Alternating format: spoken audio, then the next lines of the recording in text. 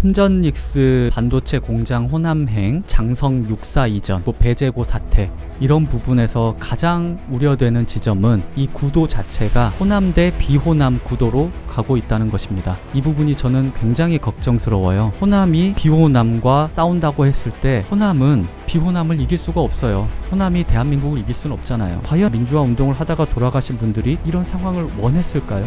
절대 아니라고 생각을 합니다. 그런데 이재명 대통령은 굉장히 투명하게도 자기의 안위가 더 중요한 상황이거든요. 공소 취소 꼭 시켜야 되거든요. 당대표 꼭 800조가 되든 1000조가 되든 2000조가 되든 일단 만들어야 되거든요. 이게 정말 이런 식으로 가서는 안 된다 이겁니다. 그래서 호남에 계신 우리 호남인들이 목소리를 좀 내야 되지 않나. 지금의 MZ세대들이 볼 때는 6.25나 5.18이나 그렇게 큰 차이를 잘 못 느껴요. 그리고 4.19가 어떻게 보면 정치적으로는 더 큰 사건입니다. 정권이 완전히 바뀌어버렸잖아요. 4.19가 5.18만큼 아직까지도 그렇게 정치적으로 크게 소비되는 이슈인가요? 저는 이제 좀 제발 좀 미래로 갔으면 좋겠어요. 이재명이 광주에 반도체 공장을 짓는다고 했어요. 네네. 어떻게 생각하시나요? 반도체 공장 지어지는 것 자체는 굉장히 환영할 일이죠. 근데 그 과정이 좋지가 않았습니다. 또 선생님 고향이 광주시잖아요. 그렇죠. 네. 제 고향에 그런 큰 공장이 정말 세계를 선도하는 그런 공장이 생긴다고 하는데 당연히 기쁘죠. 그러나 저는 이 정책에 대해서 제가 만약에 교수가 돼가지고 무슨 학점을 준다고 하면은 저는 F 학점을 줄 것 같습니다.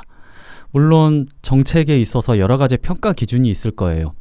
뭐 예를 들면은 이번에 삼성 반도체 그리고 하이닉스 반도체 공장이 내려가게 만든 어떤 지역 균형 발전 이런 논리에 의해서면은 굉장히 좋은 점수를 받을 수 있겠죠.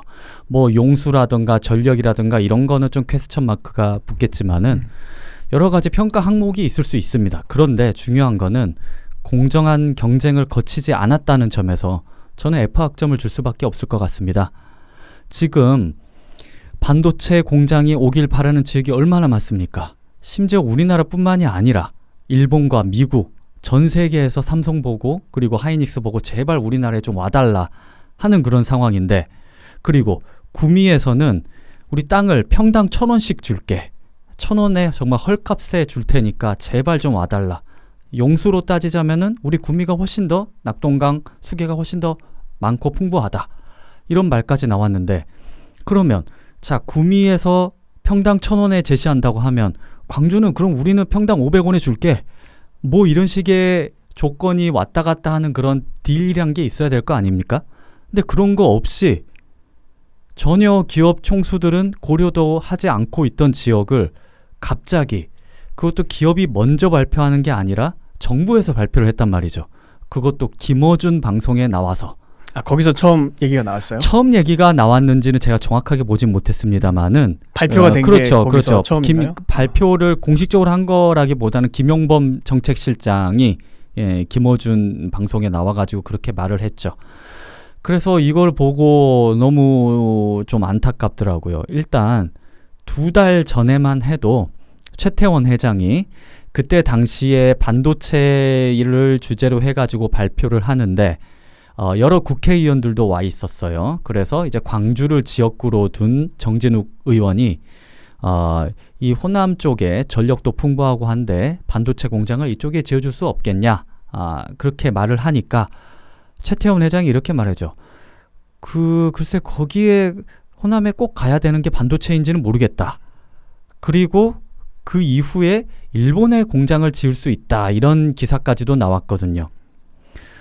그리고 몇 달 전까지만 해도 선거 국면에 있어가지고 용인 반도체 공장 클러스터를 통째로 뽑아와서 새만금에 짓는 것이 내란의 종결이다, 이렇게까지 말을 한 국회의원도 있었습니다. 내란의 종결이다. 그렇죠. 그걸 또 내란이랑 엮는 거네요. 내란의 종식 이렇게까지 표현을 했어요. 그 민주당 국회의원이 그렇죠. 그런 말을 했었죠. 네. 참 어이가 없죠. 이 국가의 산업을 그렇게 정치 논리로 묶어서 한다는 것 자체가 말이 안 되고요. 우리 대만의 TSMC를 호국신산이라고 합니다. 나라를 지켜주는 신령 같은 산인데 이 산을 산업의 산자로도 쓰기도 해요. 그 이유는 뭐냐? 이 대만같이 조그만 섬, 조그만 인구가 아직까지 중국에 먹히지 않고 나름의 국제적인 역할을 하고 있는 것이 바로 TSMC 때문이다. 그 기술이 없으면 굳이 미국이 나서서 지켜주려고 하겠느냐 이겁니다. 그만큼 중요한 산업이죠.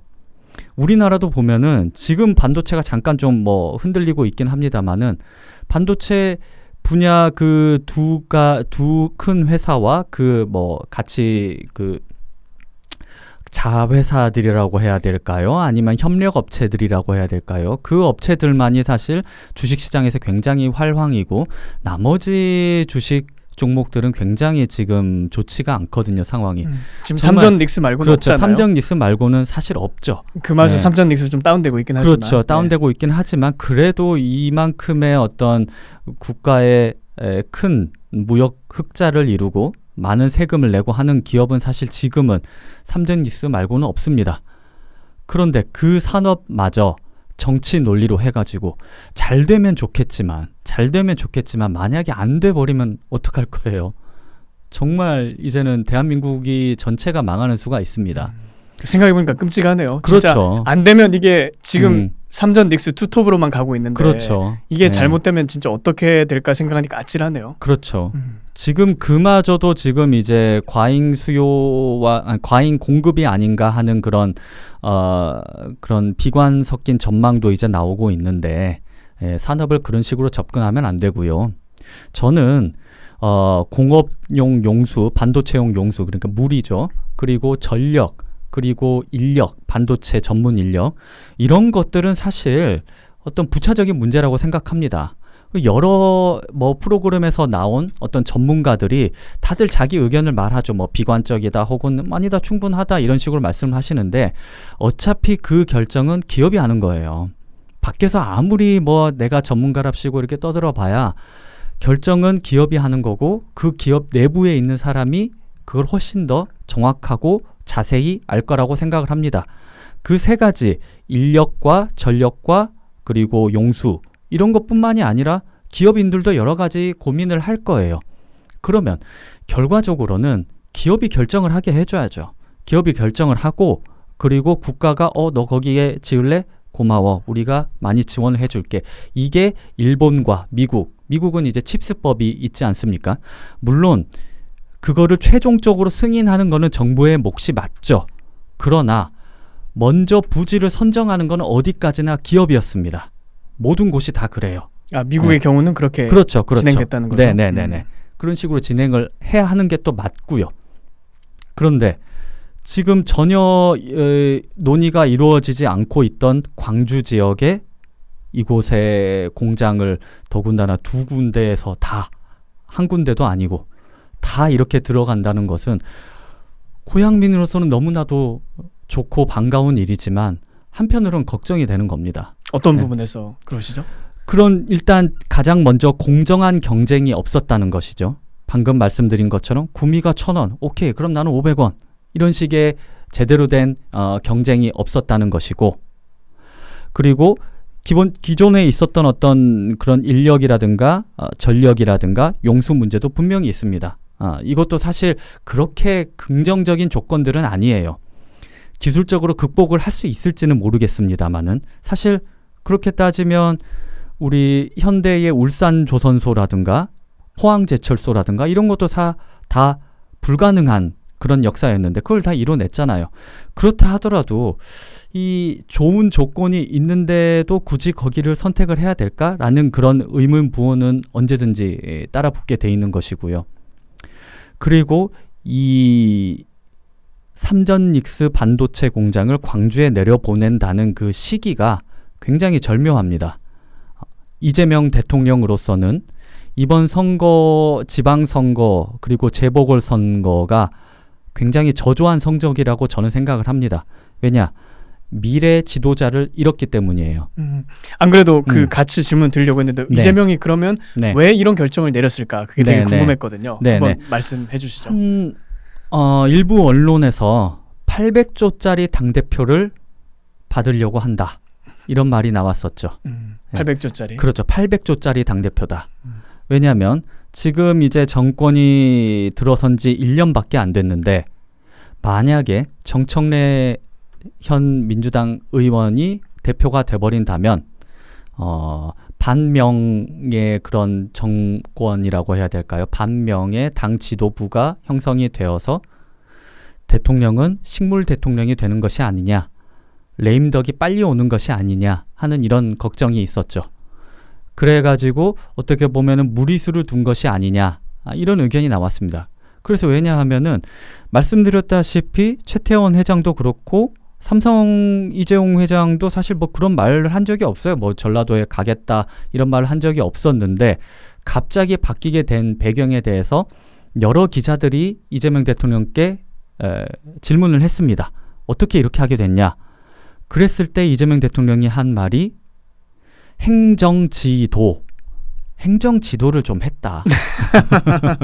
그렇죠. 이게 뭐 거의 뭐 우리 김정은의 어떤 그런 순시와 뭐 그런 비슷한 느낌이지 않았을까 싶은데. 네, 행정지도 아주 재밌는 그렇죠. 말이죠. 그렇죠. 행정지도. 네. 행정지도. 지도라는 것 자체가 기업의 팔을 비틀어서 갔다는 말이 맞고요. 그리고 또 이 말을 하셨죠. 민주주의를 지킨 곳에 대한 보상이다. 라는 단어를 쓰셨어요. 민주주의라는 또 정치적인 그렇죠. 맥락도 이제 들어간 5.18로 거네요. 5.18로 대표되는 그런 어떤 민주주의를 지킨 민주당 대통령으로서 이런 말을 했어요. 나는 민주당 대통령이다. 민주당에서 성장했고 그러면서 이제 민주주의의 가치를 지킨 곳에 대한 보상이라는 말을 썼습니다. 아주 대놓고 그렇죠. 얘기를 한 거네요. 대놓고 얘기를 한 거고 제가 또 다른 칼럼에도 쓰고 얘기를 드렸습니다마는 자, 민주당의 권리당원 호남 쪽이 많죠. 물론 이게 권리당원과 비권리당원 비율을 정확하게 나누지 않았습니다마는 호남 지역, 전라북도, 전라남도, 광주광역시 이쪽에 유권자 중에 당원 비율이 민주당 당원 비율이 40%나 돼요. 어마어마한 숫자거든요. 대구도 비슷하지 않아? 이런 식으로 말을 하시는데 대구와 경북은 10% 초반에서 후반대 정도 왔다 갔다 합니다. 2배가 넘는 수치예요. 그러면은 물론 돈 안 내고 열심히 충성하지 않는 그런 권리당원이 아닐지라도 일단 당원이 40%면은 이거는 선거를 사실 할 수가 없습니다. 그러니까 그쪽의 마음을 얻지 않고는 선거를 할 수가 없다. 그렇죠. 이제 이 만났을 때 그러니까 민주당 당대표 선거도 마찬가지고요. 다른 정당도 함께 붙는 그런 전국 단위 선거에서 이길 수가 거의 지금은 불가능한 그런 상태이죠. 그만큼 당원 수가 엄청나게 많아요. 그래서 작년쯤에 이런 얘기가 나왔죠. 정청래 대표가 민주당의 1인 1표제를 통과를 시켰습니다. 그 전에는 일부 당원들에게 조금 더 많은 권한을 주는 투표 방식이었어요. 왜냐하면 너무 전라도에 이렇게 당원들이 집중이 되어 있다 보니까 타 지역에서 참여를 할 때 조금 더 높은 권한 점수를 주는 방식이었거든요. 이제 그런 걸 이제 폐지시켜버린 거죠. 그랬을 때 그 지역의 어떤 강성 목소리를 대변할 수 있는 그런 권력을 내가 가져가겠다 하는 이런 심산이었지 않나 싶습니다. 그랬는데 이제 선거가 다가오게 되면서 이재명 대통령은 고민이 많아진 거죠. 이제 당에서 다음 선거를 누가 이길 수 있을 것이냐, 즉 대선이죠. 대선을 누가 이길 수 있을 것이냐 봤을 때 그거를 이뤄낼 만한 후보들이 떨어졌거든요. 조국 혁신당 대표도 마찬가지고 김경수 전 경남지사도 마찬가지고 그런데 국민의힘의 정당 그리고 보수진영 전체로 봤을 때는 60년대생에는 오세훈이 있고요. 살아 돌아왔죠. 그리고 70년대생에는 한동훈이 있고 80년대생에는 이준석이 있고 다 정말 대권으로 나아갈 만한 그런 후보들이 살아 돌아왔다는 거죠. 이랬을 때 미래가 없는 겁니다. 그랬을 때 이재명의 공소는 그대로 진행이 될 가능성이 높다. 그래서 민주당의 당권을 놓치지 않기 위해서 이런 일을 행정 지도를 행하셨다. 이렇게 볼 수 있지 않을까 라는 생각을 했습니다. 그럼 이재명 입장에서는 사실상 차기를 김민석한테 몰아주고 싶은 마음이 크다고 그렇죠. 봐야겠네요. 김민석 현 의원에게 몰아주고 싶은데 혹시 그게 안 되면 송영길 의원이라도 연길이라도. 아니 본인 연길이 보이라고 하니까 네, 연길이 그렇게 형이라도. 하지 않을까 싶어요. 왜냐하면 근데 이게 네, 선생님은 이제 좀 정치권에 그래도 네. 좀 더 깊이 있게 네. 발을 담그면서 많은 사람들을 만나고 이렇게 대화를 하시잖아요. 실제 그 친명이라고 하죠. 그 네. 이재명과 그다음 반명, 네. 소위 말해서 문재인과 그 사람들 네, 네. 사이의 갈등이 어느 정도 심각한가요? 예를 들어서 우리 보수 진영 안에서는 지금 네, 네, 네. 갈등이 너무 세잖아요. 그래서 그렇죠. 뭐 같은 진영에 다른 진영에 있는 사람이랑은 뭐 사진 한번 잘못 찍혀도 매장당하는 너 누구랑 사진 찍어. 최근에 저도 그런 경험을 했어요. 네. 그 어떤 분이 이제 저랑 같이 찍은 사진을 네. 올렸는데 네. 왜 그런 사람이랑 사진 찍냐고. 네. 그거 한 가발 뭐 파 아니냐 뭐 이런 얘기를 하면서 뭐 그런 게 시시때때로 이런 말이 나오죠. 그만큼 네. 이제 저는 보수 진영 분들이 상처를 많이 받고 민감하다 이렇게 이해하고 있는데 맞아요. 그런 사소한 일에도 아주 이렇게 세게 반응할 정도로 마음이 많이 상했다고 생각을 해요. 그러니까 그 정도로 보수 진영에도 지금 내용이 깊잖아요. 네. 근데 그 민주당 내부에는 어느 정도인가요? 이 분열 또는 뭐 내부 갈등 같은 거요. 적어도 제가 속해 있는 당보다는 훨씬 더 센 것 같습니다. 아 진짜요? 네, 국민의힘보다 그렇게 보세요? 네. 그거는 그럼 그 굉장히 말은, 센 건데요. 그렇죠. 굉장히 센 거고 일단 이재명 대통령과 정청래 그 국회의원은 예전에 이제 이재명 대통령은 이제 정동영 그쪽 그 후보의 대통령 후보 진영에 속해 있었고 정청래 후보는 아마 이해찬 전 총리 쪽으로 이렇게 가 있었던 걸로 기억이 나요. 그때부터 사이가 굉장히 안 좋았었다고 들었었고 이후에도 많은 갈등을 많이 보여 오셨죠. 그리고 유시민 전 보건복지부 장관께서 아주 적절한 비유를 해주셨다고 저는 생각을 하는데 재건축과 증축론이죠. 민주진영에 있는 사람들은 증축을 원했었는데 이 뉴 이재명이라고 하는 소위 중도 보수를 표방하는 뉴 이재명 세력이 이거를 완전히 다 쓸어버리고 기존에 있던 사람을 나가라 이런 식으로 하려고 한다.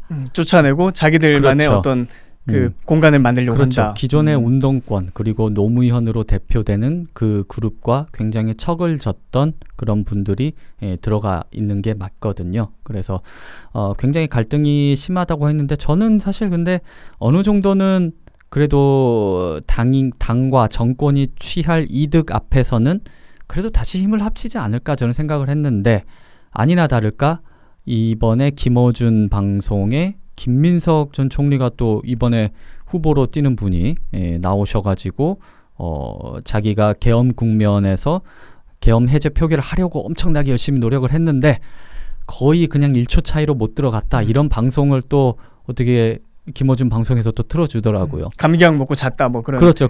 자다가 좀 늦게 갔다. 예. 늦게 갔다. 이런 그걸로 이제 공격을 많이 받았잖아요. 그렇죠. 그 사람은 공격을 자기 받았었죠. 진영에서. 맞아요. 그랬었는데 그렇게 방송을 하는 걸 보면서 역시 이분들은 참 눈앞에 보이는 그런 이득 앞에서는 일단 전쟁을 멈추고 그래도 힘은 합치는구나 하는 그런 생각을 좀 했었는데 그렇게 되지 않을까 싶어요. 일단 제 고향에 계신 분들 말을 들어보면 특히 이제 민주당 성향에 계신 분들 말을 많이 들어보면은 이번 발표에 대해서 굉장히 많이 환영을 하고 계시고 다만 민주당을 이렇게 강성으로 지지하지 않으시는 그런 분들의 경우에는 조금 걱정 섞인 그런 말씀들을 많이 하셨거든요. 이게 과연 될까? 그거 하려다가 괜히 또 엎어지는 거 아니야? 사실 우리 광주에서 한 2년 전만 해도 막 가뭄이 막 심하게 나가지고 우리 막 그 물을 막 아껴 쓰기 운동하고 막 그랬었고 경령관이라고 해가지고 오래된 수도관이 있어가지고 그게 다 상수도 물이 다 새가지고 이거 언제 다 교체하냐 이 예산도 엄청나게 많이 드는데 지금 지하철 2호선 하는 비용만 해도 지금 빠듯한데 이거 빨리 갈긴 해야 되는데 안 그러면 우리 가뭄과 어떤 이런 일들이 계속 반복이 된다 물 부족 현상이 반복이 된다 이런 말까지 했었는데 우리 이거 진짜 괜찮은 거 맞냐 하는 분들이 있는데 그분들은 좀 소수기는 해요. 그만큼 경제가 매우 어렵거든요. 매우 어렵다 보니까 굉장히 환영하는 분위기고 이 분위기대로라면은 김민석 전 총리가 되지 않을까 하는 그런 생각이 듭니다. 네. 그 김어준도 보면 정말 이 사람이 약삭 빠르다는 생각이 정말 들어요. 원래는 정청래랑 같이 이렇게 친하게 지내다가 맨날 정청래 밀어주고 유시민 밀어주고 이렇게 그 같은 팀으로 움직였었잖아요. 근데 네. 이번에 그 반도체 이제 전라도 투자 이후에 민심이 좀 바뀐 걸 보니까 네. 김민석으로 싹 갈아타가지고 네. 그 우호적인 방송을 해주는 걸 보면서 야, 이 사람이 돈 냄새는 정말 기가 막히게 맡는구나. 그러니까 이 사람이 이렇게 롱런한 이유가 있는 것 같아요. 그렇죠. 진짜 사업가로서는 진짜 비즈니스 감각이 있다. 저는 그렇게 생각을 했어요. 저는 어떤 이 진영에 있어서의 어떤 그런 갈등을 이해찬 전 총리가 아마 많이 갈등을 많이 이렇게 무마시켜주고 중재하고 이런 거를 역할을 많이 했고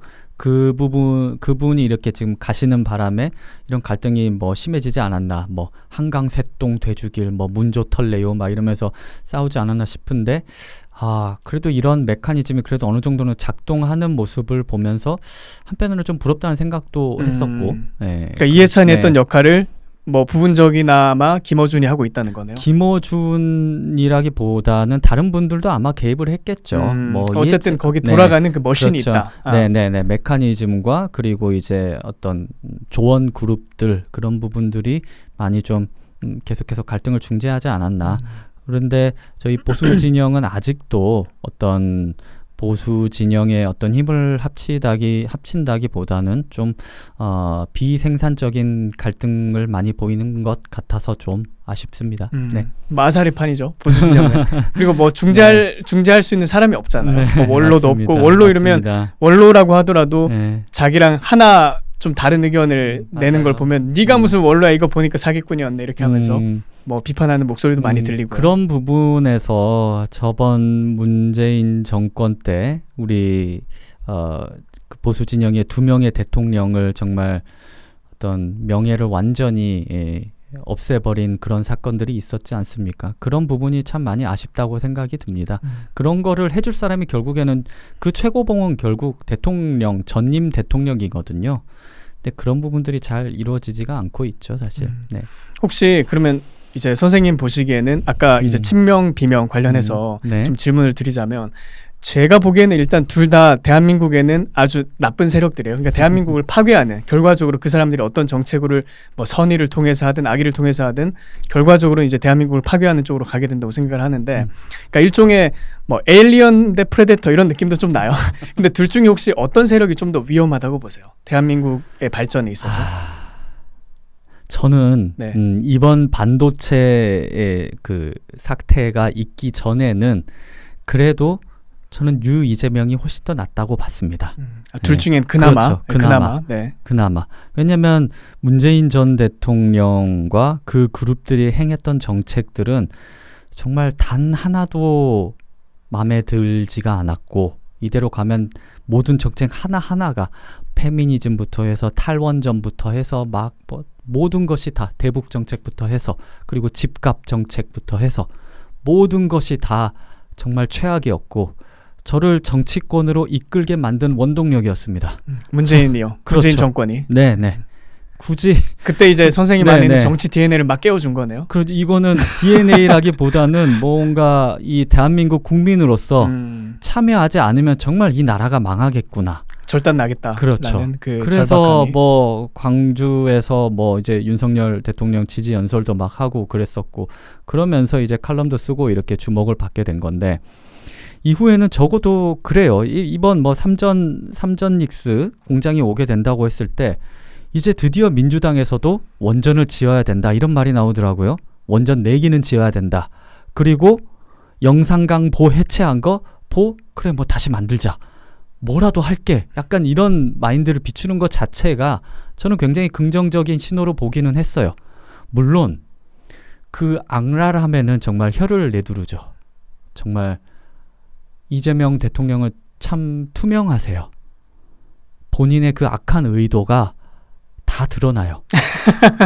한 언행을 통해 가지고. 그렇죠. 모든 정책이건 뭐 하시는 말씀이건, 이번에 삼전 닉스 반도체 호남행도 너무 그 의도가 훤히 보이는 거예요. 이거 당권 뺏기면 안 되는데 그 용인에 좀 짓고 있는 거 좀 뭐 인허가 좀 늦춰줘. 뭐 토지 수용 좀 늦춰. 인허가 뭐 어차피 우리가 다 하는데 늦춰버리고 이쪽으로 좀 비틀어 보자. 이런 생각을 한다는 것 자체가 이 나라의 미래가 어떻게 되건 말건 나의 공소 취소 이것만큼은 꼭 진행하게끔 만드는 오로지 목표가 자신의 안위밖에 없는 것 같아요. 그래서 그 전에는 그래도 정책 추진이라도 좀 실용적으로 한다는 생각을 좀 했었는데 정말 위험한 분이구나. 이분은 정말 나라의 미래보다는 자신의 안위가 더 중요한 분이구나. 정말 이분의 하는 일을 좀 막아야겠구나. 그런 생각을 했었죠. 네. 근데 역시 선생님은 그 공적인 활동을 많이 하시니까 존칭을 깍듯하게 하시네요. 이분 뭐 대통령. 제 방송 보는 분들 중에는 대통령? 네, 저는 모든 유튜브 나가서 다 이해가 그랬었습니다. 뭐 어디 방송을 나가시든지 어쨌든 그 공인으로서 활동을 하시는 거니까 그러니까 그런 부분을 좀 시청자분들이 이해해 주셨으면 좋겠어요. 지난번에 그 박상용 검사님 나왔을 때도 거기에 되게 걸린다. 왜 문재인 대통령 호칭을 왜 붙여주냐 이렇게 불만을 표현한 분이 많이 있었어요. 그분은 공무원이잖아요.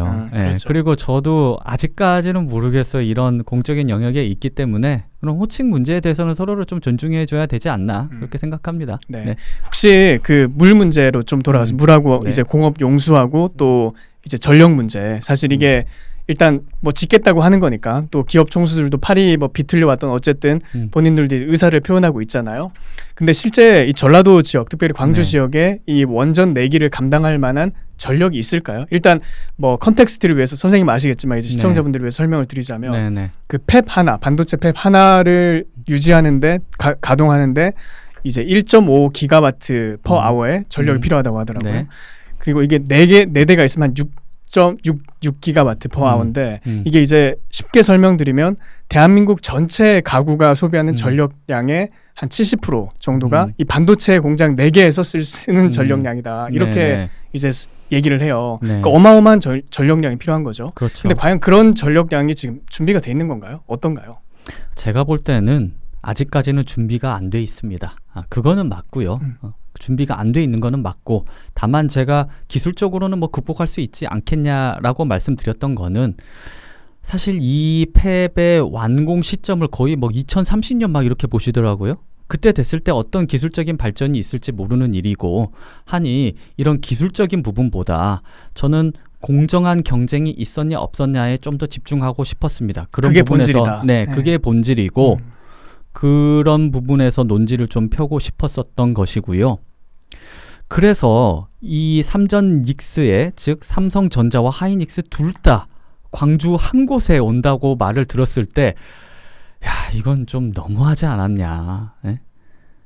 아니 한 군데는 좀 이제 전라북도 뭐 새만금이라도 좀 가게 하든가 아니면은 물이 정말 필요하다고 하면 강원도가 오히려 물이 많죠.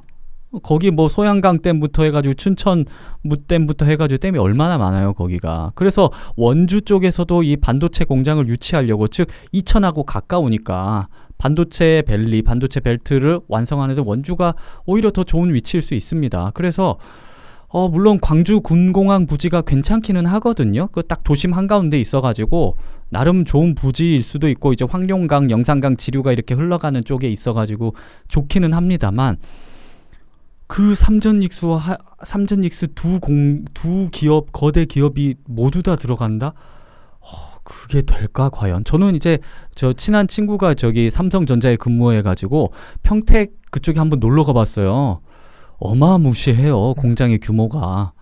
그리고 저는 이제 광주 군공항 또 이제 여러 번 봤으니까 이제 그 아는데 그 공간이 과연 이렇게 수용이 될까 했을 때 저는 약간 좀 의문입니다. 그랬을 때 좀 힘들지 않을까 생각을 했던 거고 다만 나중에 기술이 어떻게 될지 모른다. 그런 부분에서 아직은 좀 그 부분에 있어서 좀 이제 완전히 결정적인 말씀을 드리기는 좀 유보하는 것이고요. 그리고 특별히 전력 문제에 대해서 이 퀘스천 마크가 많이 나오니까 이재명뿐만 아니라 이제 그 정권 관계자들이 전라도 지역에는 재생에너지가 많이 있다. 신재생에너지가 많이 있기 때문에 뭐 풍력이라든지 뭐 해상 뭐 발전 같은 거 풍력 이런 거를 통해서 충분히 백업을 할 수 있다라는 얘기가 나와요. 그러니까 그런 것도 좀 현실적이진 않잖아요, 사실. 본인들도 이게 말이 안 된다는 걸 알아요. 예. 그럴까요? 예. 말이 안 된다는 거 압니다. 압니다. 이건 그러니까 이제 심지어 환경부 장관이 나서서 이제 원전이 좀 필요하다 이렇게 말씀을 드렸던 거고, 정치인들의 언행에는 그 이면을 들여다봐야 됩니다. 우리 방금 이재명 대통령이 참 투명하다 이런 말씀을 드렸는데, 그렇게 지금 태양광이라든가 신재생에너지 산업으로 뭉쳐있는 그런 어떤 이권 카르텔도 있고, 그리고 호남 지역에 또 신재생에너지 산업이 굉장히 많이 있어요. 근데 그건 왜 그런 걸까요? 태양광 패널이 가장 많은 곳이기도 하고요. 물론 일단 빈 공간이 많기도 하죠. 그만큼 공장이 적다, 그리고 인구가 많은 대도시가 적다라는 것도 한몫을 하고요. 그리고 아마 좀 더 민주당 친화적인 어떤 그런 산업이어서 그러지 않았을까 하는 그런 의심은 있습니다만, 이런 거를 뭐 공적인 자리에서 말하기는 좀 애매하고요. 이게 어떤 구체적인 물증이 있는 거는 아니니까. 그래서 그런 부분이 많기 때문에 그것에 해당하는 유권자층이 있을 거 아닙니까? 그런 부분을 좀 달래기 위한 그런 언행이지 않았나 생각을 해요. 네. 그러니까 이게 선생님이 좀 조심스럽게 말씀하시지만, 예를 들어 신재생 에너지, 그리고 또 그러니까 원전에 대한 좀 어떤 정서적 반대라고 할 수도 있고요. 그런 어떤 기술에 대해서. 그리고 또 그 한방병원 같은 거, 이런 그렇죠. 것도 이제 그 전국 분포를 보면 그 광주 지역 또는 그 전라도 지역에 압도적으로 다른 지역에 비해서 많잖아요. 그러니까 이런 걸 보면 어떤 근대 문명과 과학 기술에 대해서 근본적으로 그 전라도 지역 분들은 조금의 어떤 경계심이 있는 거 아닌가, 그런 생각도 좀 들어요. 글쎄요. 그런 판단을 하시는 분들도 계신데, 저 같은 경우는 좀 더 이제 경제적인 측면을 강조를 하고 싶었습니다. 칼럼에서도 밝힌 적이 있습니다만은, 기본적으로 경제에 어떤 부를 창출할 수 있는 그런 어떤 고부가가치 산업이 많이 다른 지역보다는 좀 적은 지역인 곳이거든요. 그래서 전라북도, 전라남도, 즉 광역자치도에서는 전라북도와 전라남도가 재정 자립도가 제일 떨어집니다. 그리고 광역시 중에서는 광주광역시가 제일 떨어져요. 재정 자립도는 호남 지역이 굉장히 많이 떨어져요. 그랬을 때 중앙 재정에 의존할 수밖에 없는, 중앙 재정에서 끌어올 수밖에 없는 그런 산업이 많이 들어갈 수밖에 없거든요. 그럼 그때 예를 들어서 문재인 정부 시절에 뭐 신재생 에너지라든지 그렇죠, 뭐 풍력, 태양광 이런 걸 많이 추진했으니까. 광주형 일자리도 마찬가지고 군산형 일자리도 마찬가지고요. 결국에는 정부의 정책에 기대해서 뭔가 자본을 끌어오는 방식이거든요. 한방병원도 마찬가지가 아닐까 생각을 해요. 이제 한방병원이 성행하는 이유는 보통은 이제 교통사고, 그런 환자들 입원시켜서 어떤 그런 치료를 하는 그런 방식으로 많이 진행이 되는데, 나일론 환자 그런 최근에 말이 많이 나오죠. 재생병원 뭐죠? 그렇죠. 분당 한방병원 어떤 뭐 수사를 한다 이런 기사가 나왔잖아요. 그 병원 이름이 뭐였지? 병원 이름 저도 갑자기 생각이 안 나요. 하여튼 굉장히 메이저한 대표적인 한방병원 조사를 한다, 수사를 한다. 한방병원 이야기가 나왔죠. 그것도 어떻게 보면 마찬가지 선이기는 한데, 물론 광주에서의 어렸을 때 느꼈던 분위기를 떠올리자면, 뭔가 이 자연 친화적인 어떤 그런 단어들, 어떤 과학적인 어떤 이성적인 그런 것보다 그런 자연 친화적인 그런 메시지를 좀 더 강조하시는 분들이 비교적 서울보다는 좀 더 많았던 것 같아요. 그렇긴 한데 기본적으로는 중앙의 재정을 끌어와야만 하는 그런 어떤 빈약한 재정 자립도가 영향을 미치지 않았을까. 또 그렇게 해야지 기존에 있는 것들을 유지하면서 또 생존할 수 있기 때문에, 그렇죠. 그렇게 생각을 할 수 있겠네요. 거기 이제 딸린 어떤 뭐 이해관계들이 많이 있으니까요. 그렇죠. 그렇게 이해할 수 있겠네요. 네네네. 그리고 특별히 반도체 호남, 이제 그 반도체 공장을 호남에 짓겠다라고 발표하면서 뭐 거기에 대해서 뭐 선생님 말씀하신 것처럼 이재명이 아주 노골적으로 정치적인 그 사유가 이렇게 고려돼 있다라는 메시지를 냈어요. 예를 들어서 호남 지역이 장기간 개발에서 소외되면서 과거에 이제 그 소외가 지금 현재 이렇게 반도체 특혜를 주는 기회의 요인이 된 측면이 있다라고 이렇게 인정을 했거든요. 근데 실제 그 호남인들은 본인들이 이렇게 소외됐다고 생각을 하시는 건가요? 많이 하죠. 많이 그렇게 생각을 하세요? 특히 그 부분에 대해서 저는 참 큰 오해가 있다고 저는 생각을 하고, 그 부분에 대해서 이제 메시지도 많이 내고 칼럼도 쓰고 그랬는데요. 일단 제가 자라왔을 때 그런 말들을 많이 들었습니다. 예. 그게 이제 박정희 정권 때부터 시작된 어떤 지역 차별이 시작이 됐고, 저쪽에는 공장, 저쪽이라 하면 경상도 쪽, 이쪽에는 정말 공장도 많고 그런데 이쪽에는 뭐 있는 게 뭐냐 이런 식의 말씀을 하시면서 주로 이제 호남 지역에 있던 농촌에 있던 그런 건장한 청년들이 굉장히 많이 경상도 지역으로 공장에 일을 하러 많이들 가셨어요. 예전에 2018년 지방선거 때 구미에서 박정희 대통령의 고향인 구미에서 민주당 시장이 나온 적이 있습니다. 물론 민주당의 분위기가 굉장히 좋았던, 그때 막 남북 정상회담하고 막 난리가 났던 그런 시즌이긴 합니다만은, 그래도 시장이 나오는 거는 정말 신기했어요. 전라남도 신안에서 국민의힘 후보가 당선된 거랑 똑같거든요. 네, 그렇죠. 경북이니까. 그렇죠. 이제 신안이 그 김대중 대통령의 고향인데, 근데 거기에 보면은 전라도 출향민이 그 삼성 공장 같은데, 구미 삼성전자 공장이 많잖아요. 거기에 많이 굉장히 근무를 하고 있었던 거예요? 많이 취직을 했다 하더라고요. 그래서 구미에서 정치하시는 분들은 호남 향후에 뭐 이런 쪽으로 굉장히 많이 찾아가신다고 하더라고요. 그런 어떤 소외감 섞인 이야기를 굉장히 많이 들었었고, 이 시작이 박정희 정권 때 시작되었다 말을 많이 들었습니다만은, 저는 그런 정도의 차별은 저는 아니라고 생각을 해요. 왜냐하면 유사 이래에, 이 한반도가 생성된 이래에 그 부산과 서울 그리고 신의주를 연결하는 그 반도를 가로지르는, 즉 열도에서 대륙으로 이어지는 그 축은 중심축이에요. 이 역사가 시작된 이래 이거는 변하지가 않아요. 왜냐하면 일본에서 정명가도라고 이렇게 할 때, 즉 명나라로 이렇게 쳐들어갈 때 길이 제일 쇼컷이 어디냐고요? 부산에서 부산으로 서울, 가야죠. 그리고 네. 신의주 가가지고 대륙으로 가는 거거든요. 북한과 뭐 나중에 통일을 하게 될 때 열리는 길도 딱 그 길이고요. 그렇기 때문에 일본이 근대화가 돼 있고 공업화, 산업화가 돼 있지 않습니까? 그러면 그 기술을 가장 빨리 받아들이고 수입을 할 수 있는 곳은 부산이에요. 부울경 지역으로, 부울경 그쪽으로 해가지고 공업지대가 형성이 되고, 올라가면서 대구도 좀 생기고, 그 다음에 대전 교통의 중심지 되고, 그러면서 수도권으로 쫙 퍼져가는 것이기 때문에 어느 정도의 공장과 기업이 들어서는 어떤 차이는 저는 충분히 있을 수 있었다고 봅니다.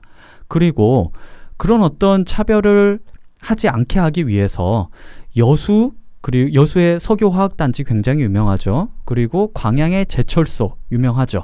그리고 새만금 개발을 처음 이렇게 시도했던 대통령도 노태우 대통령이었고요. 광주도 지금은 많이 산업이 죽었습니다마는 금호타이어도 있고 기아자동차도 있고, 그랬을 때 그렇게 크게 소외됐냐? 저는 아니라고 봐요. 그러면 강원도는 뭐가 돼요? 충청북도는 뭐가 돼요? 안 그래요? 저도 그걸 좀 말씀드리려고 했어요. 네네. 만약에 정말 소외가 됐다면, 뭐 경상도가 발전돼 다른 지역이 소외가 됐다면, 뭐 강원도, 경기도 또는 뭐 충청도는 그런 얘기를 별로 하지 않잖아요. 우리가 그렇죠. 차별받았다 이러면서 네. 뭐 이권을 요구한다거나 산업을 네. 갖다 달라 이런 요구를 전라도만큼 세게 하는 것 같진 않아요. 네. 근데 이제 유독 그 호남 지역에서 그런 목소리가 많이 나온다는 말이죠. 네네. 네. 그게 이제 그런 어떤 정치적인 이슈도 있었고, 그리고 1980년 5.18에 대한 그런 역사적인 문제도 있었고, 그랬을 때 이제 무엇보다 또 3당 합당이 있었지 않습니까? 87년도 대선에 이제 TK 지역은 노태우가 가져가고, 경상남도 지역을 YS가 가져가고, 김종필이 충청도, 그리고 전라도는 김대중이 장악을 하고, 이제 노태우가 이기고 나서 3당 합당을 김종필과 김영삼을 끌어들이게 되고, 김대중은 소외되게 되죠. 그런 어떤 정치적인 고립과 이런 것들이 내부에서 어떤 그런 여론을 형성하게 만드는데 큰 영향을 주지 않았나 생각을 합니다. 근데 그 지역 감정도 저도 이제 정말 놀라운 게 5.18이 1980년도 이제 5월 18일 그 사건이 발생한 다음에 네. 그 다음에 있었던 그렇죠. 총선에서 네. 전두환의 민정당이 이겼더라고요. 그렇죠. 전라도에서, 그렇죠. 광주에서도 이기고요. 맞아요. 그리고 또 그 다음에 있었던 총선이 이제 85년도 총선. 네, 네. 그때도 민정당이 이겼더라고요. 맞습니다. 그 호남 지역에서요. 네. 그러니까 이거를 많은 분들이 잘 모르시는 것 그렇죠. 같아요. 많은 네. 분들이 모르세요. 즉 1980년도에 5.18이 있고 나서 완전히 여론이 뒤집어진 거 아니냐.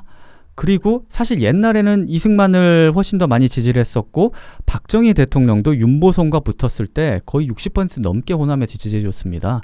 그런 지역이었었고 이것이 5.18 때 완전히 확 뒤집어진 거 아니냐, 그만큼 큰 사건이었지 않냐 했는데 막상 그 당시의 여론과 그런 언론 보도를 보면요, 그때 당시는 거의 뭐 광주뿐만이 아니라 거의 모든 지역에서 민주화 운동 그리고 그런 어떤 격렬한 투쟁이 일상화되어 있었어요.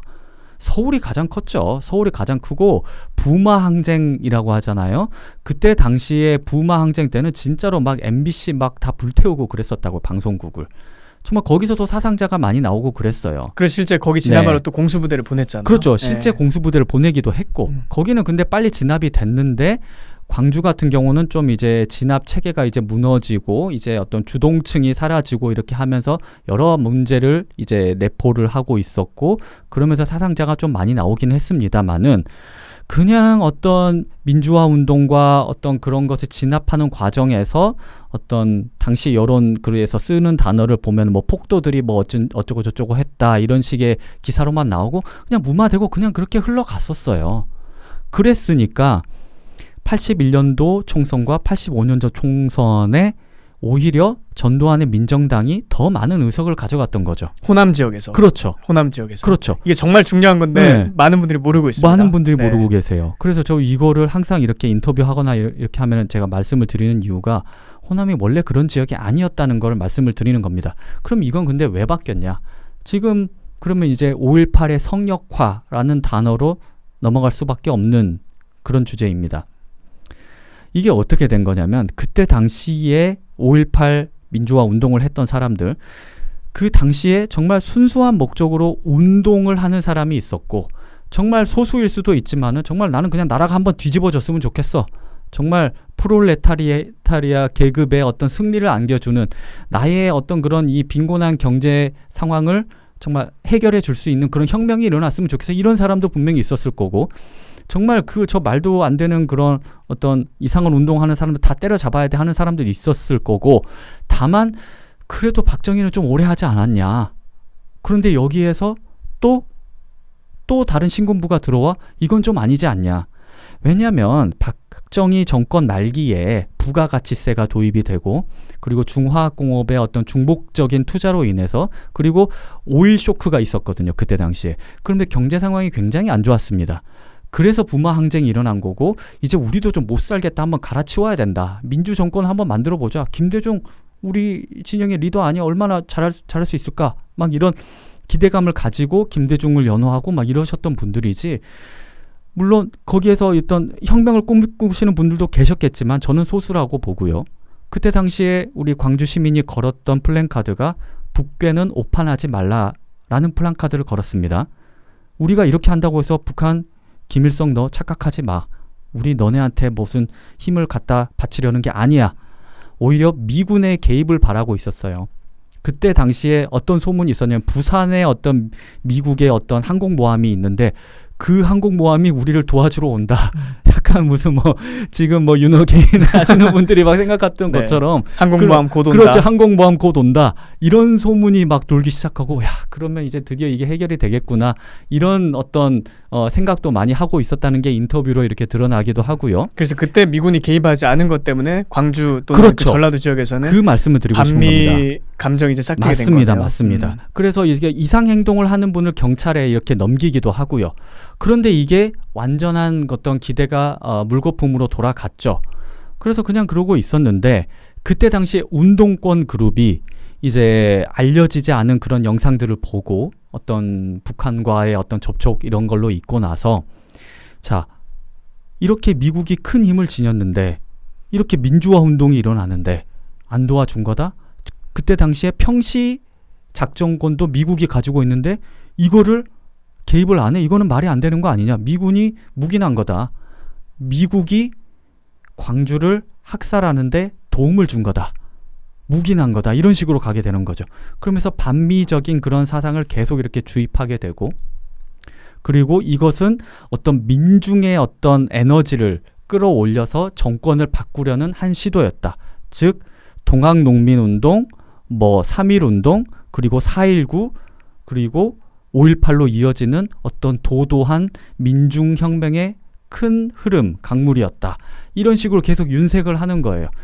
그런 어떤 운동권 그룹이 계속해서 이 바닥을 이렇게 다져나가고 있고 그때 당시에 메시아로 추앙받고 있던 김대중이라는 어떤 큰 정치인이 결합을 한 거죠. 결합을 해서 완전히 돌아가게 된 겁니다. 그 이후로는 1987년 이후로는 완전히 이제 김대중 운동권 민주당이 완전히 장악을 하게 되죠. 그러면서 15대 대선 김대중 대통령이 당선된 해에는 97.3%. 북한에서나 볼 수 그렇죠. 있는. 그렇죠. 북한이랑 비슷한 수치가. 그때가 97년도 대선이었고 저도 그때가 97년도에 97% 나왔어요. 97.3%죠. 98%죠. 그러니까. 야. 그렇게 되면은요. 다른 정당의 어떤 기반은 씨가 말라요. 조직은 완전히 그냥 씨가 마르고 그냥 사라지게 돼 있습니다. 왜냐하면 내가 보수적인 생각을 갖고 이런 어떤 정당에 참여하고 정치를 하고 싶은 분들이 지역에 얼마나 많겠어요. 그렇게 생각을 하더라도 한나라당, 신한국당으로 가면 될까? 안 되니까 DJ한테 계속 찾아가는 거예요. 그냥 현실적으로 거기밖에 그렇죠. 방법이 없으니까. 거기밖에 방법이 없으니까. 그러면은 사람이 모여들지 않는 정당에 무슨 의미가 있어요? 씨가 마르는 거죠. 그래서 실제 선생님도 거기서 선거 한번 해보셨잖아요. 그렇죠. 광주 동나물인가요? 그렇죠. 그 지난번 동나물이 그 이제 전남도청에 있던 것이죠. 5.18 정말 어떻게 보면 격전지였던 그곳이었죠. 네. 제가 나고 자란 곳이죠.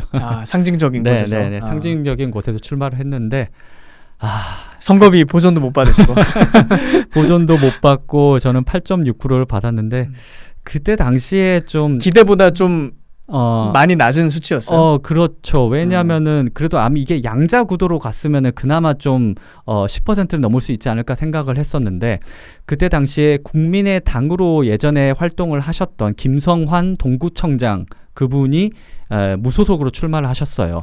그 지역에서는 나름 신망이 있는 분이셨거든요.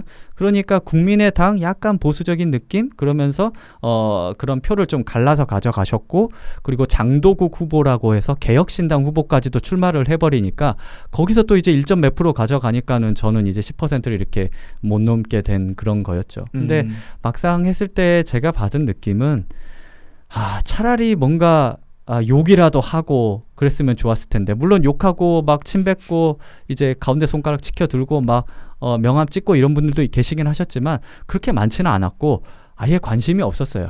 계란이라도 한번 맞으셨으면 그 신문이라도 났을 텐데요. 그러니까 이번에 뭐 부산에서 뭐 개혁신당 뭐 있었던 것처럼 뭐 커피라도 한번 맞으면 신문이라도 났을 텐데. 그러니까 그게 이제 일면에 하면서 이제 일학 주목을 받는 거잖아요. 주목을 받는. 어쨌든 뭐 선거는 관심을 받아야 되니까요. 그렇죠. 관심을 받아야 되는 악플이든 아니면 건데. 선플이든 관심을 받아야 되니까. 저는 정말 무플보다 악플이라도 있기를 바랐었는데 아예 무슨 뭐 관심이 없더라고요. 이제 어떤 정치적인 파트너로서 인정을 안 해주는 거죠. 그래서 이 국민의 당까지는 그래 좀 그래 보수 정당 그렇게 생각을 해주시지만 국민의힘 너네는 극우 이런 분위기가 있었고 상종하면 안 될 것 같은. 지금도 어떤가요? 광주나 아니면 그 전라도 지역에서는 국민의힘을 극우라고 많이 생각들 하시나요? 많이 그렇게 생각을 하시죠. 그렇게 생각을 하고 대화하기 좀 힘든 그런 물론. 그 전에 이렇게 접근을 하신 분들이 많지가 않았습니다. 어떻게 보면 이번에 광주 전남 통합특별시에 이정현 전 대표가 또 출마를 하셨잖아요. 그만큼 인재가 이제 바닥이 난 겁니다. 계속 그렇죠. 그렇게 이정현 세대와 할 그리고 저는 어떻게 보면 이정현 전 대표님의 어떻게 뭐 아들뻘 되는 그런 나이고 그 좀 위에 제 삼촌뻘이 없는 거죠. 그만큼 이제 인재의 풀이 씨가 마른 거죠. 혹시 뭐 선생님 동년배 또 비슷한 그런 도전하는 분이 있으세요? 있기는 합니다만 존재감이 없죠. 언론에 막 이렇게 주목을 받으시는 분들은 아직은 저도 모르는 거 같습니다. 보니까 없는 것 같아요. 거의. 저는 사실 그런 역할을 좀 해주는 분이 누군가는 좀 있어줬으면 하는 바람이 솔직히 더 큽니다. 그러니까 삼촌 세대쯤이든 삼촌 세대쯤이든 아니면 뭐 제 세대든 뭐 제가 뭐 나름의 어떤 뭐 칼럼도 쓰고 출마도 하고 이러면서 이름이 알려지긴 했습니다만은 그런 뭐 명성 뭐 다 가져가셔도 좋으니까. 근데 아직까지 선생님 검색을 해보면 네이버나 아니면 구글에 이제 박은식 이렇게 석자를 검색해 보잖아요. 그럼 독립운동가가 많이 뜨더라고요. 그렇죠. 독립운동가 박은식이 있더라고요. 그러니까 분발하셔야 될 것 같아요. 그렇죠. 제가 일단은 딱 쳤을 때 박은식 치면 일단 선생님 바로 딱 나와야 되잖아요. 아, 그런 거죠. 그러니까 제가 그 어떤 이런 유튜브나 TV 방송에 나오면은 검색량이 잠깐 올라가서 박은식 예전 독립운동가 박은식을 이겼다가 좀 조용히 있으면은 이 산림청장 박은식 조금 맞아요. 이제 뒤로 물러나기도 하고 그래요. 산림청장 박은식. 그럼 사실 지금 병원 일도 하고 있고 가정도 이제 건사를 해야 하기 때문에 그런 부분에서 좀 힘든 게 사실입니다. 이런 뭐 방송이라든가 이런 것도 이제 그렇죠. 전업 정치를 하시는 게 아니니까. 전업 정치를 하고 있지가 않으니까. 그런 부분에서 좀 한계가 좀 있죠.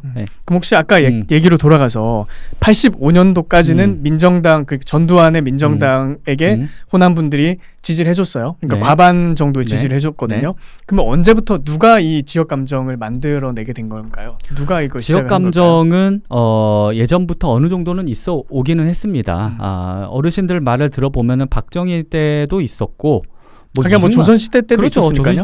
그런 정도는 이제 어떤 중앙 정치 권력에서의 알력은 어느 정도 있었다고 보는데 그게 좀 특히 심했던 거는 이제 신군부 시절이었다고는 해요. 좀 약간 좀 노골적이다 그런 느낌이 있었다고 하고 저 같은 경우에도 초등학교 선생님께서 이런 적이 있어요. 그분이 좀 술을 많이 좋아하는 분이셨는데 초등학교 6학년 담임 선생님이셨는데 전날 막 이렇게 술을 막 드시고 오셔가지고는 아침에 와가지고 술이 덜 깨가지고는 그냥 수업하시다 갑자기 우세요. 갑자기 울면서 우리 형님이 공부를 그렇게 잘해가지고 사법고시 패스해서 검찰에 들어가는데 승진이 안 된다. 우리 둘째 형님은 또 삼성에 들어가셨는데 또 뭐 승진이 안 돼서 이제 지금 이제 지방에 있는 기업으로 내려왔다. 이런 말을 하면서 갑자기 막 우시는 거예요. 그러니까 서러워서. 네, 서러워서. 그거를 보았을 때 개인적으로 좀 충격이었거든요. 갑자기 막 그 권장하시던 선생님이 막 이제 우시지, 막 그런 어떤 차별의 이야기를 들었을 때 굉장히 그 마음이 아픈 부분이 있었거든요. 그런 부분에 차별은 어느 정도 확실히 있긴 했었던 것 같고요. 그러면서 이제 운동권이 어떤 그런 바닥을 다지는 어떤 그런 작업이 있었고. 그리고 김대중 어떤 정치 권력에서 소외되고 경제 권력에서도 물론 강원도에 비할 바는 아니지만 충청도 그때 당시는 뭐 충청도보다는 나은 상황이었죠. 사실 어떻게 보면 충청도는 뭐 이제 공장이 많이 지어지기보다는 도로가 이렇게 지나가는 지점이었으니까 경상도에 비교해 봤을 때 좀 어떤 그런 모자라는 부분이 있어서 그런 경제적인 낙후를 좀 안타까워했을 때 이게 어떤 김대중이라는 어떤 메시아를 찾게 되는 소외와 차별 그리고 경제적 낙후를 해결해 줄 지도자, 그러면서 김대중을 계속 찾게 되는 그런 식으로 연결이 되지 않았나 싶습니다. 그러면서 여론이 완전히 뒤집어지게 되는 것이죠. 그래서 이거를 뒤바꾸려는 시도는 굉장히 많이 있었어요. 나름. 특히 안철수 국민의당이 그렇죠. 안철수 국민의당 당시를 보면은 근데 한 가지 좀 어떤 단점이라고 해야 될까요? 그때 안철수 국민의당에 참여했던 호남 쪽의 정치인들은 박지원을 대표로 하는 대부분 민주당 출신 정치인들이었어요. 그래서 이분들이 진짜로 우파가 맞냐라고 했을 때 그것도 사실 좀 애매한 부분이긴 하거든요.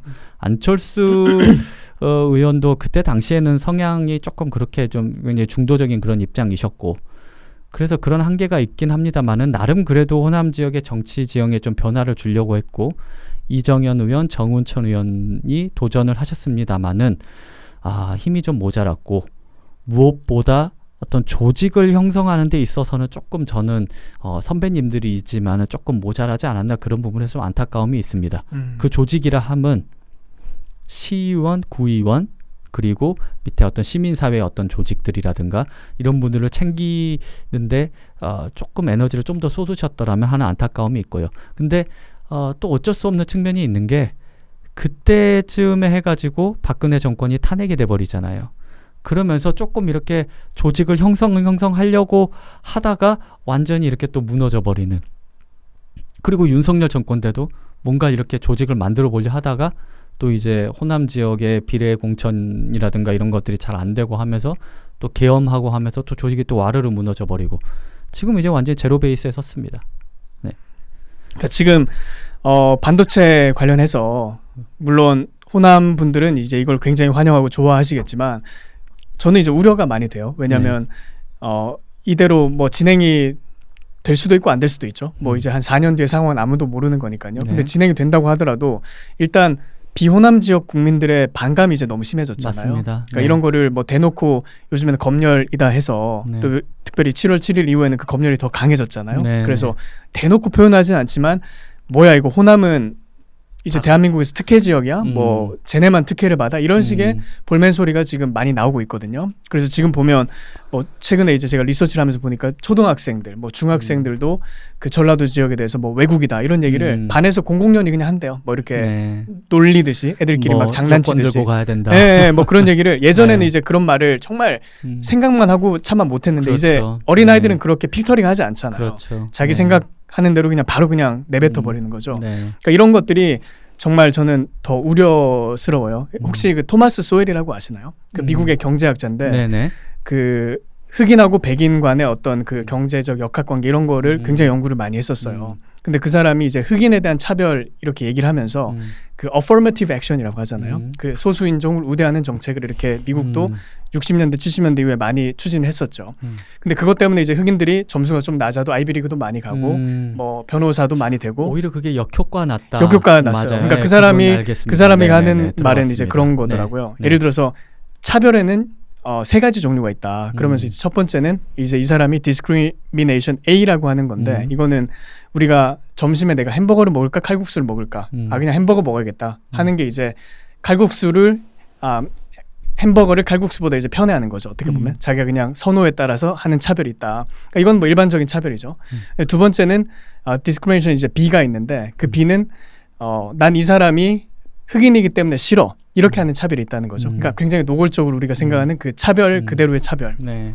근데 이 사람이 말하는 아주 재밌는 개념이 discrimination B2라는 게 있대요. 그러니까 그건 뭐냐면 뭐 affirmative action이라든지 아니면 이렇게 검열과 규제, 혐오 표현을 뭐 이렇게 단속한다 하면서 사람들이 말을 못하게 될 때 제도가 사람들을 억압할 때 그 차별이 암암리에 이루어지는 차별이 발생한다는 거예요. 맞습니다. 그래서 예를 들어서 똑같은 뭐 학교 출신의 하버드 로스쿨 나온 흑인 변호사가 있고 하버드 로스쿨 나온 백인 변호사가 있으면 이제 그 고용주 입장에서 판단하는 거죠. 아무래도 당연히 이 백인이 이렇게 affirmative action 이런 걸 고용하면 당연히 실력이 좋겠구나 해가지고 똑같은 배경을 가지고 있어도 이제 백인을 선호하게 되는 그런 차별이 이제 있는데 이걸 이 사람은 discrimination B2라고 하더라고요. 그러니까 그런 차별이 지금 이런 정책이 계속되게 되면 이제 호남인들을 향해서 대한민국 전체가 이렇게 차별이 이루어지지 않을까. 그러니까 오히려 더 고립되지 않을까. 그런 우려가 많이 생겨요. 네. 그러니까 최근에 뭐 배제고 사태 같은 거 선생님도 네, 네. 목소리를 내주셨지만 네, 네. 그것도 어떻게 보면 하나의 단면이라고 할 수 있잖아요. 네.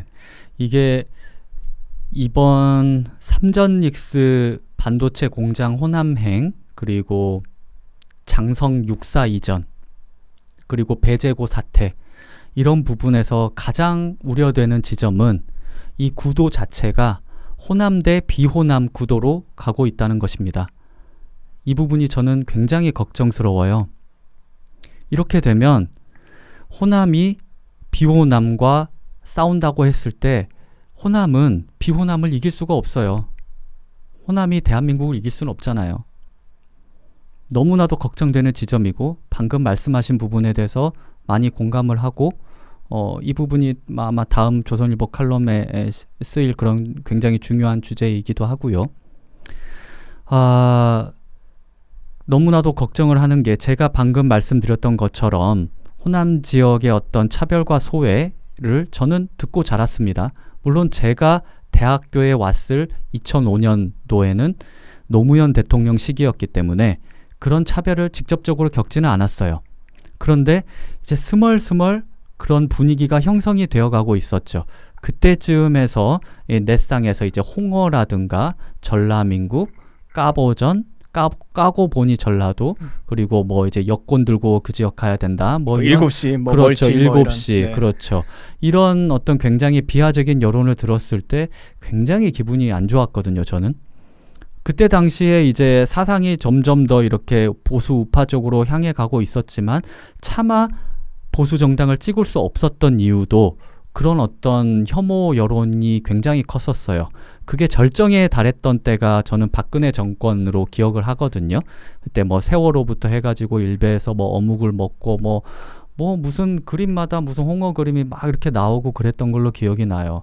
그런 부분이 굉장히 안타깝고 슬펐고 한데 문제는 어떤 그런 서브컬처적인 어떤 그런 어떤 저항이라고 해야 되나요? 이런 것들이 생겨나고 아니면은 정말 정책적으로 위에 어떤 있는 분들의 어떤 직접적인 차별을 이렇게 행하게 된다고 했을 때 이런 것들이 혹시 또 반복되지는 않을까? 이 민주당 정권이 천년 만년 갈 건 아니잖아요. 그런다고 했을 때 한 지역에 몰빵을 한다고 했을 때 이게 반대 정권이 들어왔을 때 이게 무너졌을 때 그 뒷감당은 어떻게 하냐고요. 정권의 어떤 그 뒤바뀜에 따라서 왔다 갔다 하게 되면은 이 광주 지역의 경제뿐만이 아니라 어떤 국가적인 기본적인 어떤 공유하는 그런 가치라는 게 있지 않습니까? 그런 부분에서 굉장히 멀어지지 않을까 하는 그런 걱정이 굉장히 많이 듭니다. 특히 이번에 그 배제고 사태는 저는 좀 더 눈여겨보고 있었는데요. 스타벅스 사태는 이미 있은 지 꽤 되었습니다만은 기본적으로 이 5.18이 1980년대에 있은 뒤로 벌써 46년이 지났어요. 지금 뭐 운동권 열심히 활동하시는 분들도 그때 당시에 성인이 아니셨어요. 5.18에 대해서 직접 거기에 간 사람도 거의 없어요. 뭘 알겠어요? 응? 그냥 운동권 선배들에게 들은 어떤 그런 어떤 잔인하게 진압하는 영상? 이것만으로 5.18을 다 안다고 할 수 있나요?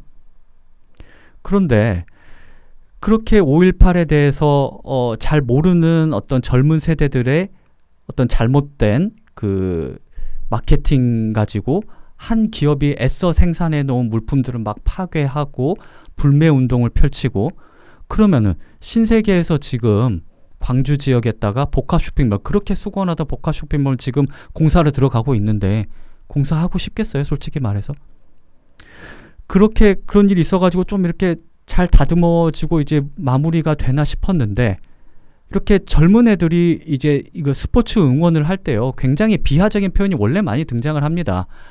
옛날에는 정말 훌리건 같은 경우는요. 영국의 훌리건 저도 옛날에 옛날 축구를 굉장히 많이 좋아했거든요. 박지성 이전 시대에 막 운동 그런 어떤 축구 하는 것들 보면은 와, 이거 뭐 너무 심한 뭐 엄마 아빠 욕은 뭐 기본이고 뭐 너희 뭐 형수 네 동생을 뭐 어떻게 뭐 해버려 막 이런 식의 이런 응원 구호도 막 등장하고 막 그런 식으로 막 치고 박는다고. 그래도 나중에 가면은 이제 시합이 끝나면은 이제 죄송했습니다 미안합니다 하고 이렇게 악수하고 이렇게 끝나는 게 이게 저는 스포츠라고 생각을 했고, 물론 마지막에 탱크대 이렇게 소리 지른 건 좀 과했다고 생각을 합니다만은 그런 젊은 애들이 그렇게 응원 부적절한 구호긴 했습니다. 그렇게 했을 때 6개월 출전 정지? 이건 정말 한 인생을 정말 앞길을 막아버리는 거거든요.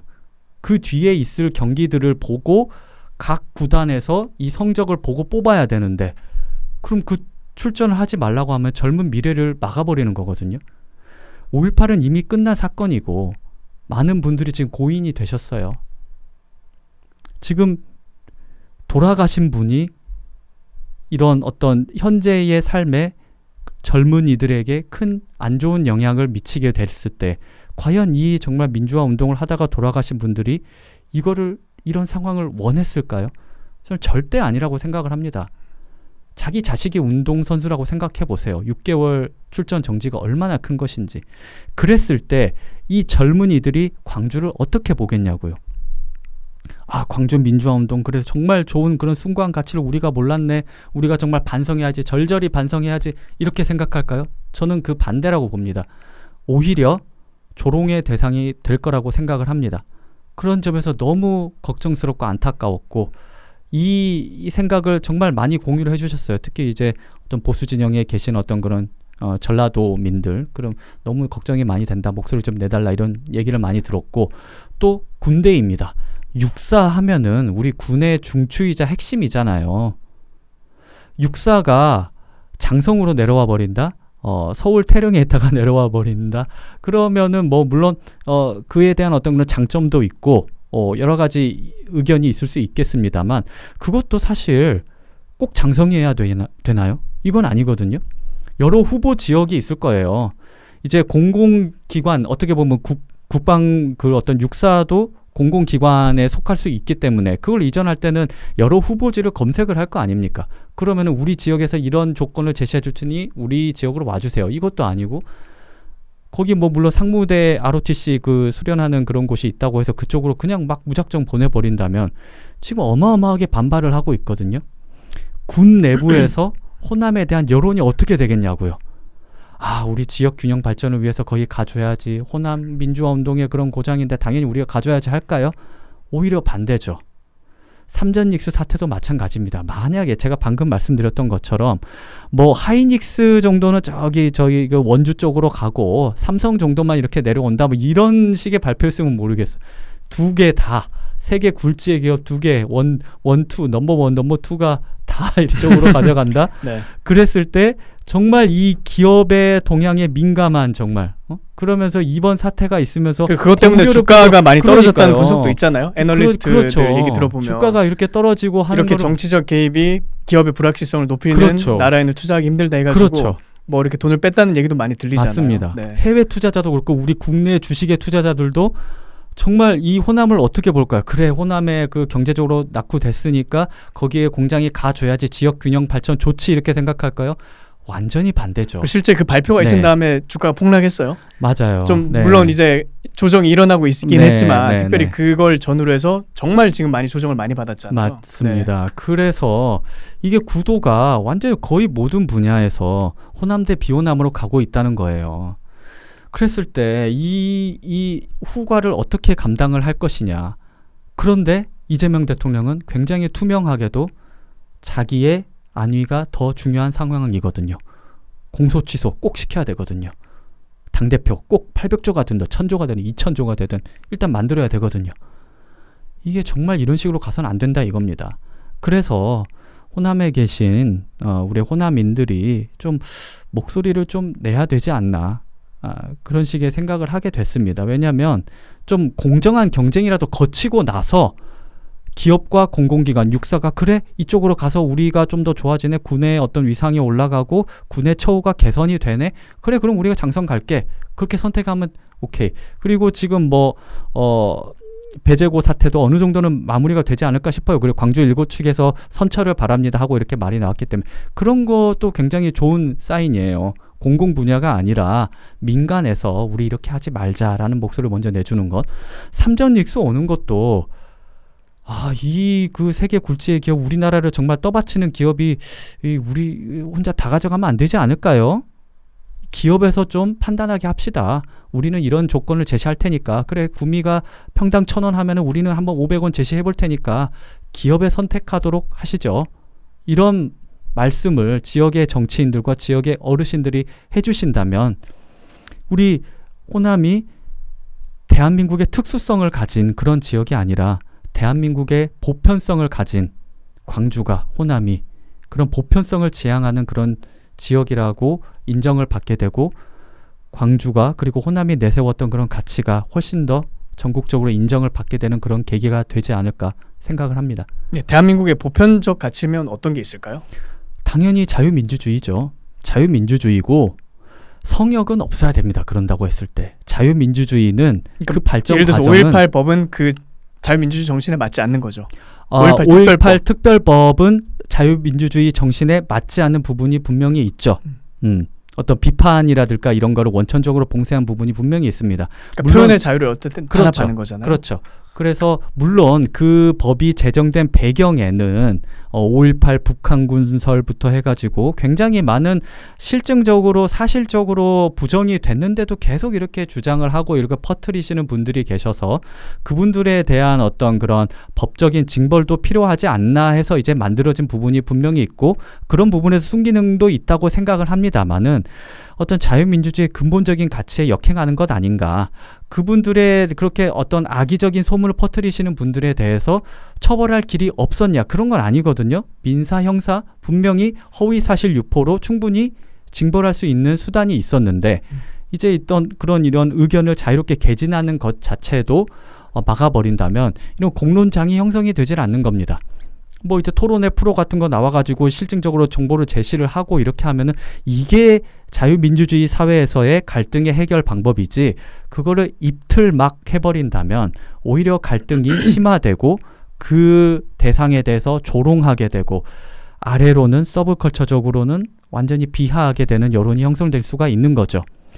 최민희 의원이 그 이병태 교수님의 어떤 그런 5.18이 성역이냐라고 했을 때 최민희 민주당 의원이 네, 성역 맞습니다. 라고 말했어요. 저는 그분이 원래부터 그렇게 좀 말도 안 되는 소리를 많이 하신 분이라고 알고는 있었습니다만 민주당의 민주를 떼버려야 돼요. 이럴 거면은. 민주주의라는 것 자체가 성역을 해체하면서 오는 그렇게 하면서 발전해온 역사였거든요. 성역이라는 게 터치를 받지 않고 정말 견제받지 않은 그런 권력입니다. 나는 성스러워. 네가 감히 나에 대해서 말을 할 수 없어. 그래서 성역이라는 거는 최소한의 성역은 어느 국가나 다 있어요. 어디냐? 종교죠. 종교. 기독교, 불교 이런 것들을 너무 이렇게 깎아내리는 그런 말을 하게 되면은 그거는 이제 사회적인 안녕을 위해서 성역으로 남겨두는 겁니다. 그렇게 하지 마세요 하는 거를 제재를 하는 거죠. 그런데 종교적인 영역이 아닌 분야에서 민주당이라는 사람이 민주화 운동을 했다는 그런 사람이 5.18은 성역입니다. 건들지 마세요. 그렇게 되면은 이 5.18이 종교화되게 되고 그 종교화되게 되면은 이 종교를 믿지 않는 사람에게 이단이라고 하는 거예요. 광주, 호남 사람은 이단에게 표를 줘서는 안 된다. 저 집단은 이단이다. 거기를 지지하는 사람들도 이단이다. 그렇게 이제 한 가두리로 묶어주는 그런 영향을 행사하게 되고 재단이 있으면 재물이 있을 거 아닙니까? 권력이 재물이죠. 그 재물을 제사장이 제사를 주최하는 자들이 독점하게 되는 거죠. 전라도의 어떤 그런 권력을 그리고 경제를 독점하게 되면서 전라도 지역은 이제 완전히 그냥 비례의석처럼 돼버렸어요. 자신에게 충성한 변호사들, 이재명 변호사들 공천 많이 받았죠. 김혜경 여사를 수행했던 사람들 공천 받았죠. 당선됐습니다.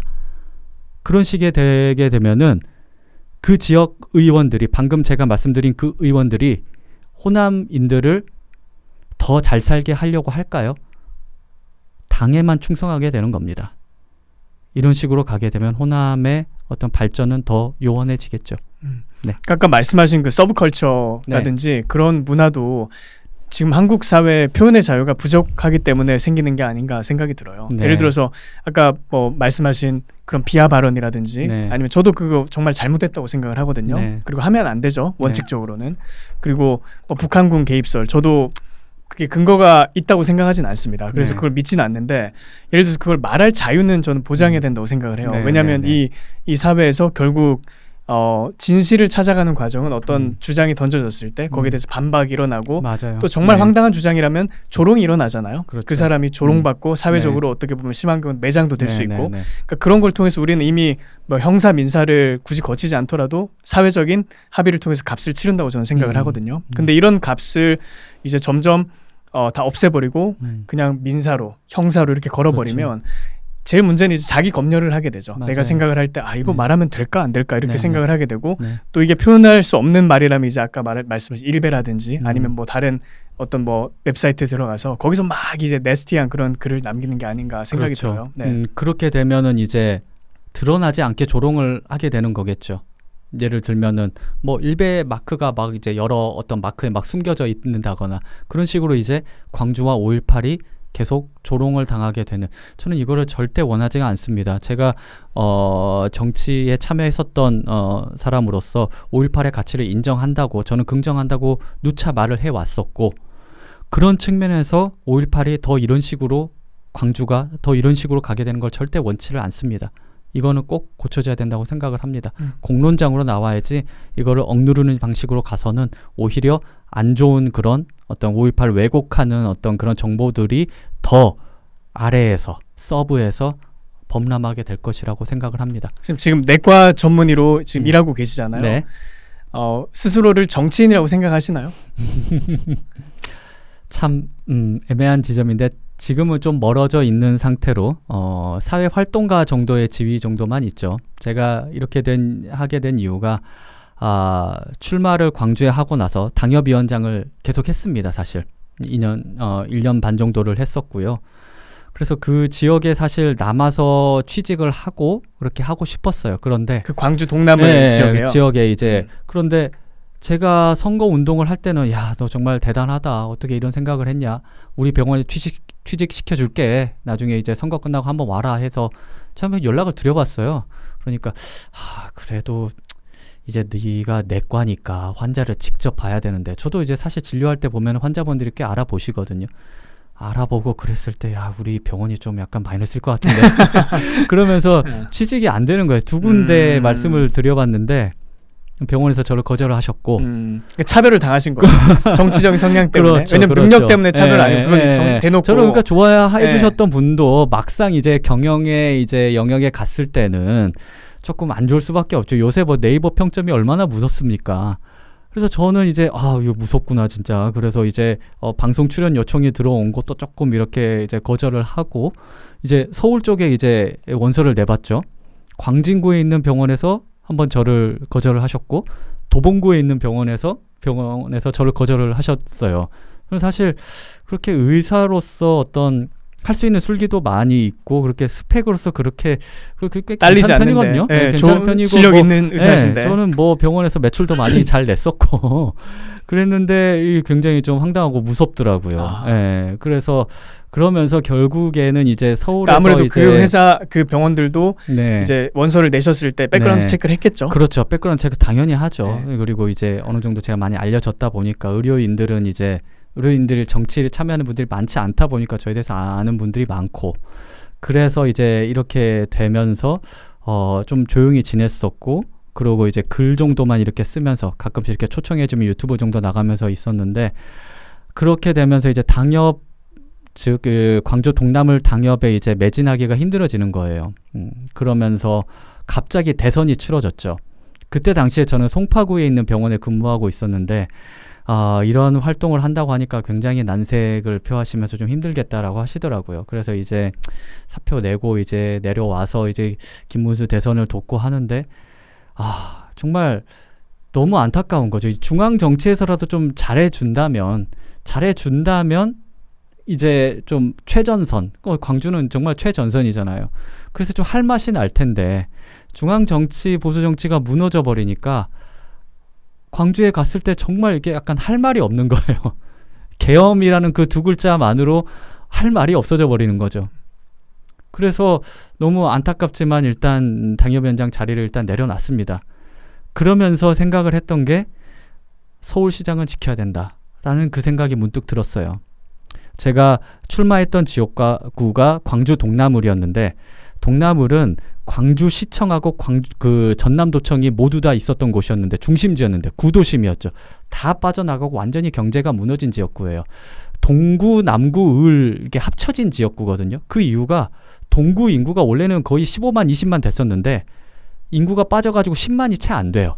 그래서 단독 지역구가 안 되는 거죠. 그래서 남구를 합쳐서 그렇게 될 정도로 그렇게 경제적으로 무너진 지역구여가지고 제가 선거를 뛰어보니까 너무 경제적으로 안 좋은 분들이 많아서 오세훈 시장님이 주창하셨던 뭐 서울런이라든가 안심소득, 지금은 디딤돌 소득입니다만 그리고 미리 내 집이라든가 어떤 저소득층을 타겟으로 한 그런 정책들이 굉장히 많이 필요하겠다는 생각을 했었어요. 그래서 총선 이후에 좀 이렇게 인사도 드리고 이렇게 이번에 서울시에서는 이제 캠프에서도 좀 역할을 좀 하게 됐었죠. 왜냐하면 서울시장을 지켜야 서울시장을 이겨내야 이재명 대통령이 막 밀어붙이지 않을 거라는 생각이 딱 들었어요. 저는 김문수 대선을 지고 나서 분명히 공소 취소는 밀어붙일 것이다. 그리고 완전히 모든 곳에서 뭐 노란봉투법이든 뭐든 다 밀어붙일 것이다. 그랬을 때 정치 권력, 미래 권력이 건재해야 된다라는 생각을 해서 뭐 오세훈 시장님도 좀 돕게 되고 그랬었죠. 그러니까 이번에 시장 선거에서도 이제 네네. 역할을 하셨던 거네요. 뭐 아주 메이저한 역할을 한 거는 아니었는데 이제 정원호 후보가 나올 거를 어느 정도 이제 눈치를 채고 제가 이제 그 한양대에서 이제 근방에서 자취를 한 11년간 했기 때문에 그 지역을 발전시킨 원툴은 이명박 대통령이 맞습니다. 정말 그 지역이 예전에는 거기 경마장이 있던 곳이어가지고요.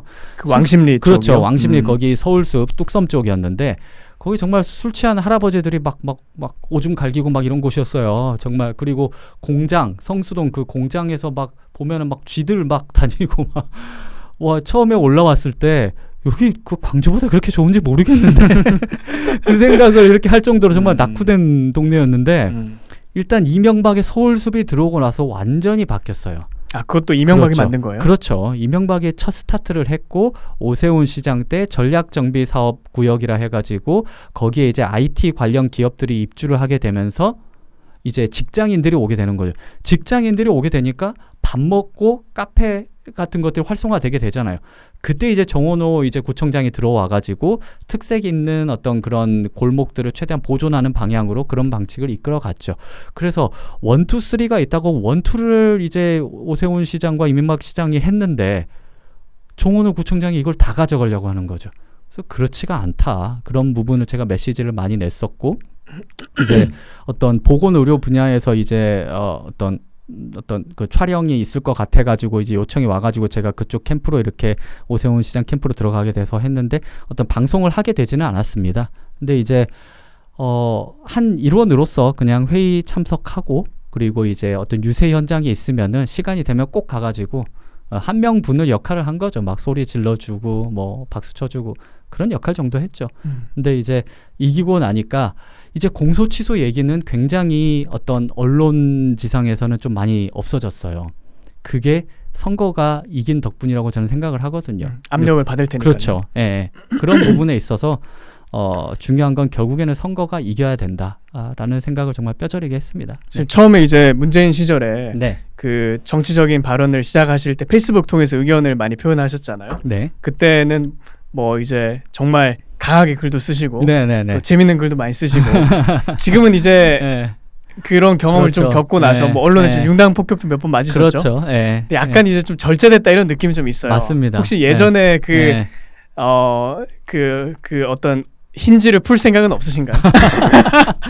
그래서 그러니까 저번 그러니까 장단점이 있죠. 일단 네, 뭐 네, 대중들에게 네, 또 어필하는 공적인 그렇죠. 인물로서는 네. 또 너무 그렇게 격이 있어야 되니까 네, 네, 격과 네, 이제 또 그런 게 다 필요한 건 있죠. 네, 네, 네, 근데 한편으로는 재미는 좀 그때가 더 전 있었다 이렇게 생각하거든요. 개인적으로 맞습니다. 그때 이제 네. 글도 많이 읽었던 입장에서 네, 네. 그런 얘기를 혹시 하지 않았어요? 주변에서? 많이 그때 들었죠. 좀 매운맛에 글을 쓰긴 했지만 네. 그래도 야, 글 시원하다. 네, 네, 정말 네, 재밌다. 네, 네. 그리고 선생님 그때는 뭐 마음에 있는 걸 가감없이 표현하셨잖아요. 그렇죠. 가감없이 표현을 했었는데 이제 저번 이 노태정 팟캐스트에도 와서 그런 어떤 이유를 말씀을 드렸었는데 이게 결국에는 좀 해소가 되기는 해야 돼요.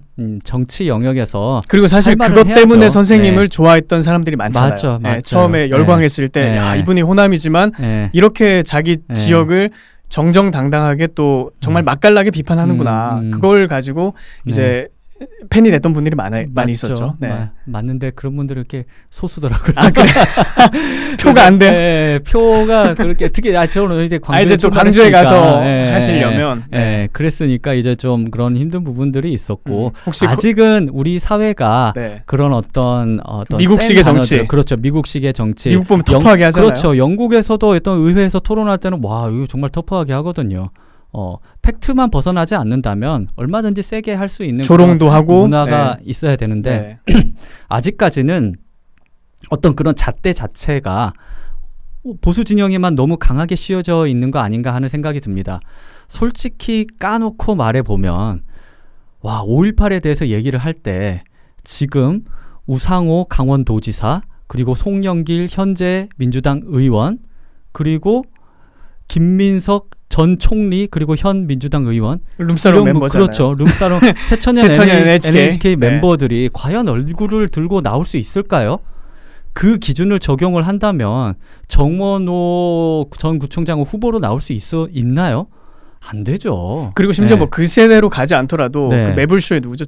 그렇죠. 정준인가요? 네. 정준일 교수인가요? 정준일도 그분도 그렇고 최욱, 매불 최욱. 그렇죠. 최욱도 뭐 그렇고 땡크로 밀어버리고 밀어버리고 뭐 권력으로 하면 혼내줘야 된다. 권력으로 혼내줘야 설득의 된다. 대상이 아니다. 권력으로 다스려야 된다. 뭐 이런 얘기를 하기도 하고요.